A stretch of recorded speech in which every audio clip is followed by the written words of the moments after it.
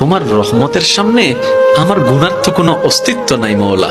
আমার গুনাহ না হয় পাহাড় পরিমাণ হবে, বেশি থেকে বেশি আসমান পরিমাণ হবে, না হয় পুরো পৃথিবী পরিমাণ হবে। তোমার রহমত তো অগণিত, তোমার রহমত তো অসীম, তোমার রহমত তো আনলিমিটেড। এবার রব্বে করিম বলে, তাহলে ঘাবড়াস কেন, তাহলে মন ছোট করস কেন? আরে গুনাহ করেছো তো করেছো, কি হয়েছে?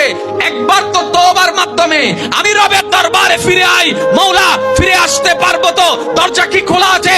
রব্বে করিম বলে, মরণের আগ পর্যন্ত, কিয়ামতের আগ পর্যন্ত, সূর্য পশ্চিম আকাশে ওঠার আগ পর্যন্ত দরজা খোলা আছে, দরজা খোলা আছে, দরজা খোলা আছে।